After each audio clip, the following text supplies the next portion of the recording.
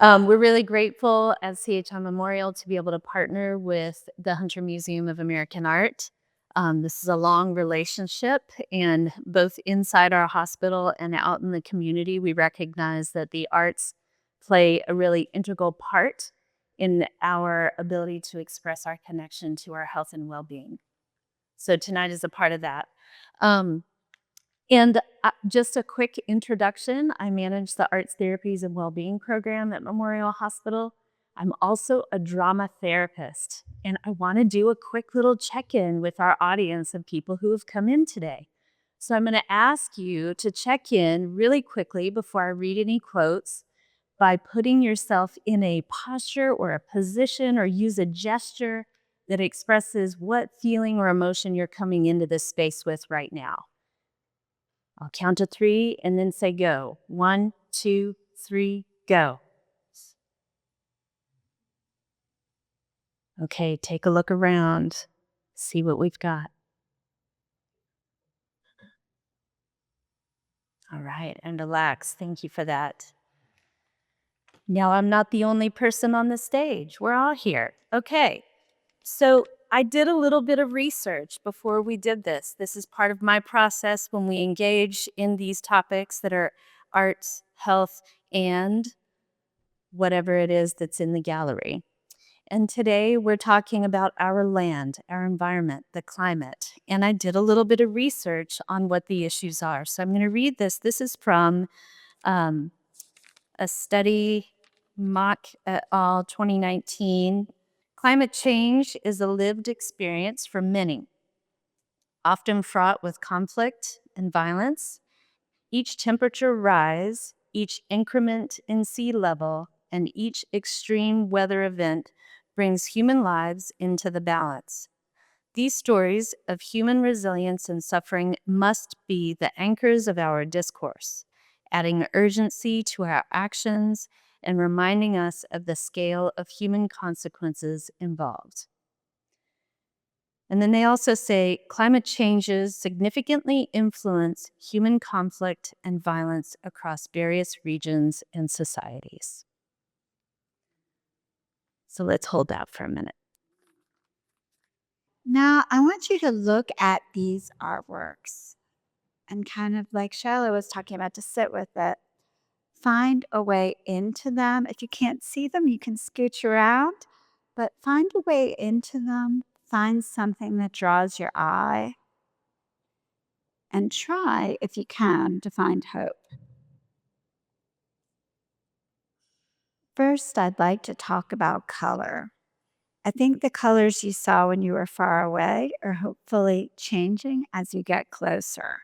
So now, yeah, I see those smiles. So now that you've gotten to see the colors, can some of you share some of the colors that are catching your eye now, particularly as you get closer? If you were in our Artful Yoga last month, if you can wait to not talk.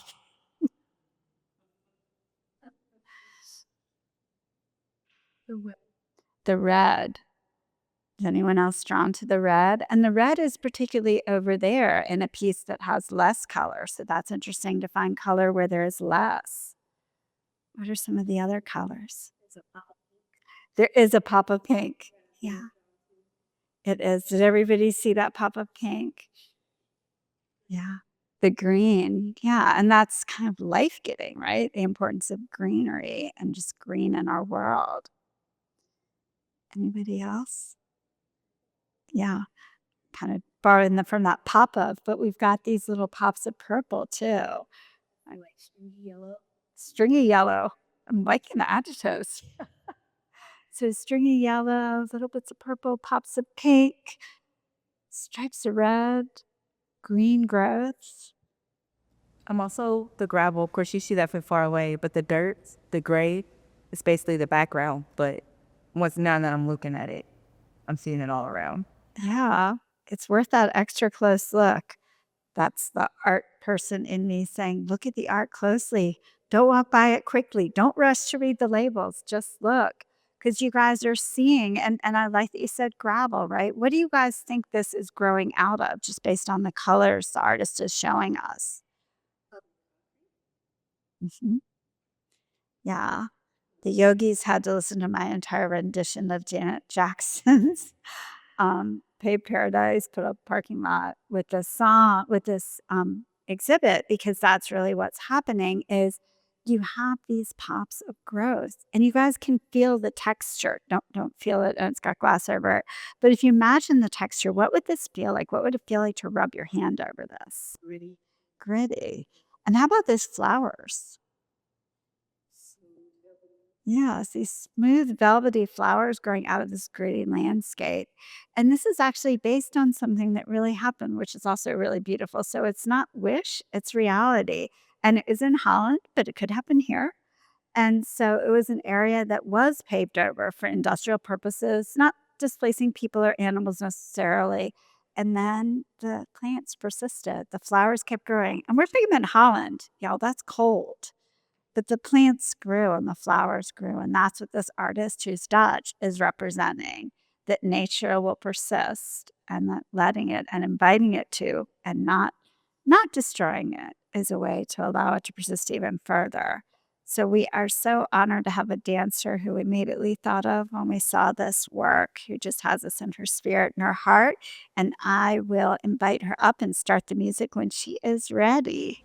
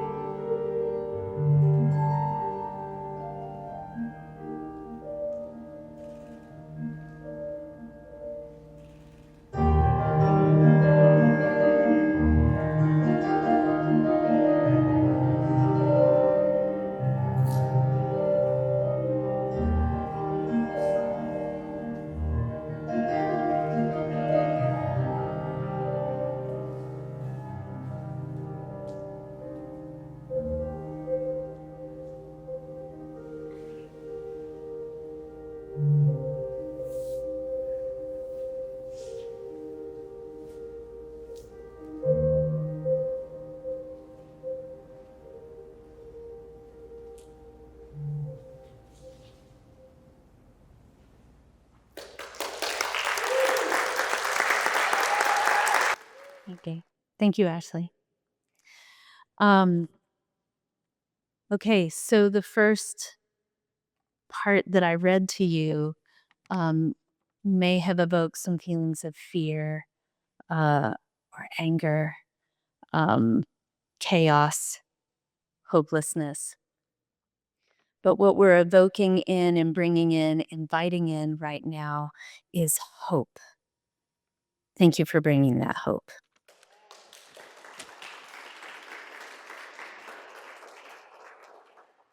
So in the spirit of hope and resilience, the public health authors are also offering an invitation to that too. We must strive to ensure that our narratives and actions center on the human element of this global crisis, emphasizing the necessity for rapid and effective response, Collaboration with psychology and mental health experts is also critical. Their understanding of human behavior, stress responses, and coping mechanisms can help build more resilient communities, better equipped to handle the mental and emotional strain of extreme weather events and the conflicts they may incite. So, one more try. Let's take this into our bodies. What did that put in you? What are you feeling? And how can you show that in an embodied way? Okay. And this is perfect with the dancers here because what we're going to do with this piece, it's the one right next to me, is a little more imagining because I think we can all see that we have an industrial space with a garden that clearly isn't growing naturally, that is nevertheless here. So let's just imagine. We don't have to deal in reality right now. Imagine how the garden got there. Imagine a worker missing seeing anything green at the end of a long workday, putting down a pot that he found outside of his house that wasn't doing well. Imagine someone else with a little extra water from their workday in their thermos, pouring some water into the pot. Then someone else sees this and throws in some seeds just to add to the mix. And over this month, over the season, over the years, people keep bringing in plants. People who work there, people who live near there, people who just see industry every day miraculously create a garden.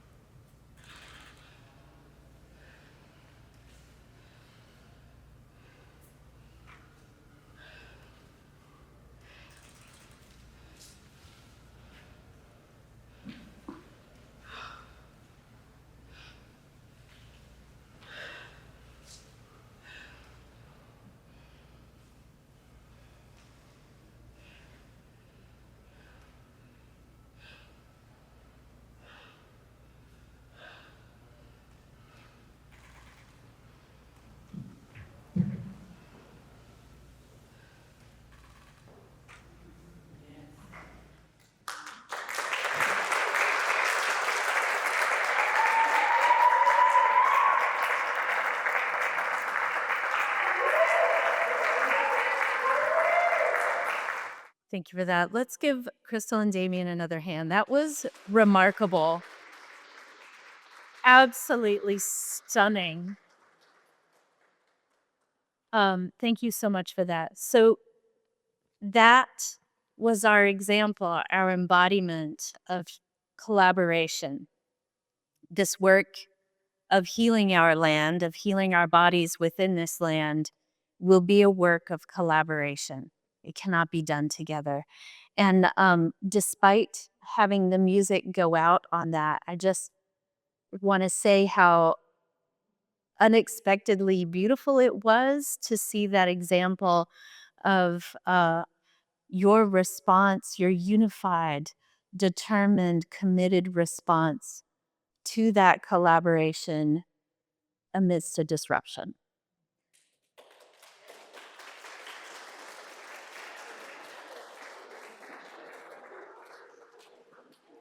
Amidst a failure of resources, right? Let's look at this metaphor, this symbol of what we've been given, that gift in the moment. So thank you for that. I think it makes this message even more poignant. So the researchers continue to say public health initiatives should prioritize resilience building and conflict resolution in communities, with an emphasis on strengthening local capabilities. Did you hear that? Investing in community-based conflict resolution and peace-building strategies is crucial. Let me hear a sound if you agree.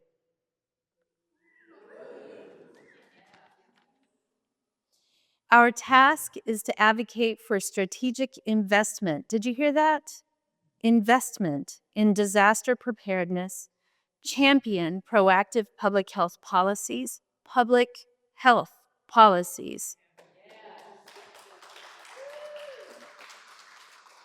and foster awareness about the human implications of climate change. We need to recognize the interconnectedness of climate change, as interconnected as Crystal and Damien in that unified, beautiful, silently choreographed piece. Societal unrest and public health to work towards a future where our response to climate change is not reactive, but instead is characterized by foresight, interdisciplinary collaboration, and a deep understanding of the human aspect of this global crisis. By doing so, we could transform our warming planet from a hotbed of violence into a beacon of resilience and cooperation. So that is our message of hope and collaboration. And now I want to open it up to you. What are your thoughts? What are your reactions? What new learning did you get from this program this evening? What ideas do you have to bring into this?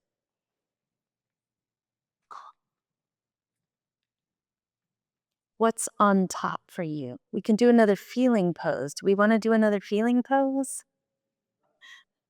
No, they said, don't do it.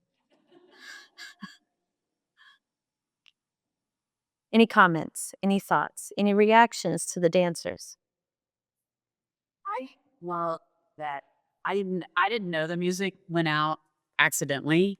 I thought it was on purpose, and I loved hearing the breath work, and your intuitive choreography was gorgeous. So I thought it made it even more promising and special. Right on the line. Thank you. I think I will echo that. I thought it was intentional that the music went out, and I thought the breath accentuation was also intentional. And what it raised for me was, in spite of exhaustion, we have to continue to work together, because if we work together in spite of being exhausted, there's no room for giving up. So,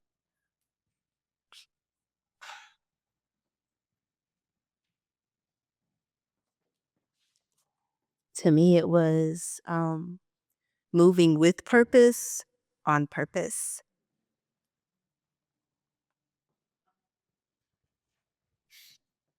I think both sets of dancers did an amazing job of giving form to life, to movement, and to breath, which is, I mean, again, the breath. I loved hearing the breath.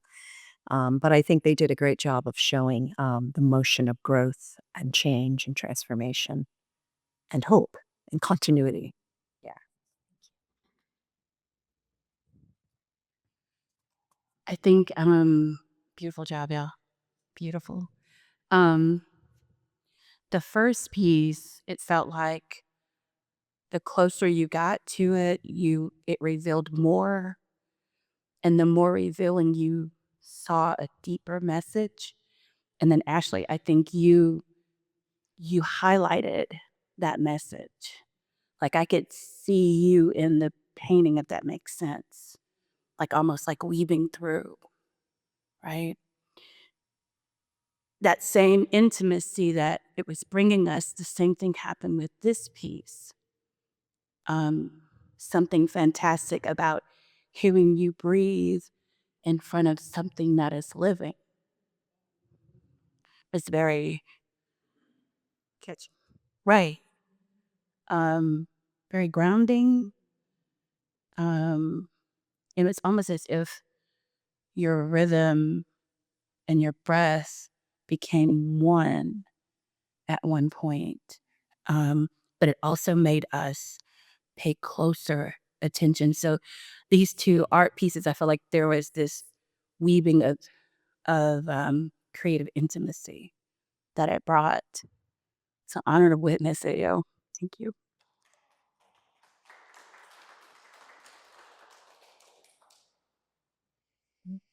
Okay, so the second step is, what here has inspired you to take action, and how can you take action? How can you see action happen in your space, in your work, in your sphere, in your communities?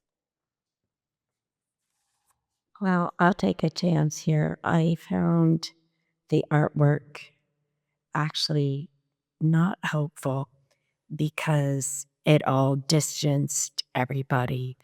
Um, their aerial views, there's nobody in the picture, there's nothing beautiful. How are you going to get people to care about the environment if you don't see a beautiful picture of a rose where you could almost smell it?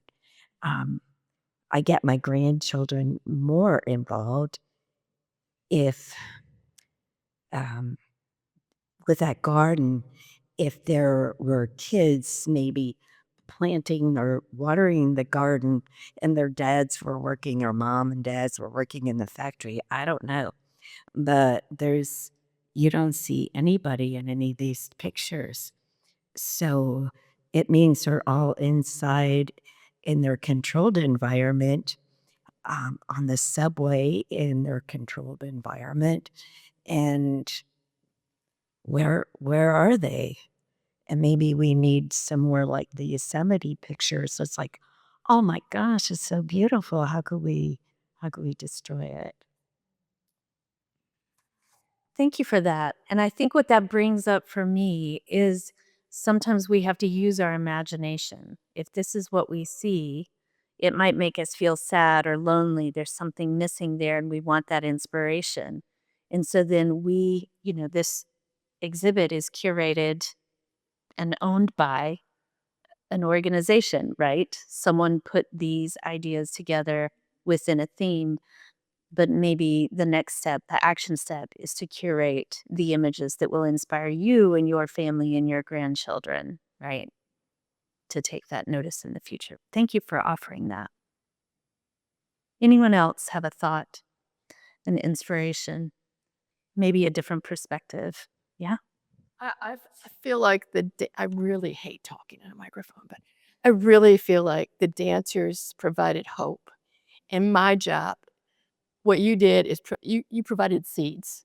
And these are seeds of hope. These pictures are seeds of hope. And I think that in the future, or now, not in the future, now, we plant these seeds. We join together. We can do this. And I feel like this is hopeful. Thank you. Thank you for offering that. What else? What more do we have to add to this conversation for now? And maybe it's not for here. Maybe we're going to take those thoughts, we're going to put them in our pockets, we're going to go home and then pull them out and play with them. Right? That's okay too. We can call our congressman. Yes, thank you for that choice. Whatever, Rhonda. There are some genuine, tangible things within our reach. I just want to say that I was impressed with the artist bravery for putting some of this stuff out there. It's not pretty. And, the rusty colors of the shipbuilding and Fort McHenry Park, I was there. I didn't see the garbage, but, from an aerial photo, you did see that. So, the artists who did this work and the museum for putting it here, I think they ought to get credit for that because it's, we can't forget what we have done. And we can move on and we can hope, but we have to archive what we've done. Thank you. I think I was inspired because I'm a movement therapist, and I think that we are all here for different reasons, every single one of us for our own journey, and yet we're all connected. And I think sometimes when you ask for what inspires us, it doesn't have to be big and grand and huge. It can be the simplest and the smallest of things. And I was inspired so much by the movement and the breath. It's reminding me to just breathe, reminding me to remind people to breathe. But I'm also inspired to go and plant something, just something small this weekend. And that, if we all did that, those little things add up. So, yeah, thank you. Thank you so much. And the rest of the museum, as well as this exhibit, are open until 8. So there's lots of room for inspiration and ways that we can all make the world more beautiful, more whole, and more healthy. So thank you all. Thank you, Shayla. And anything else? Have a beautiful night.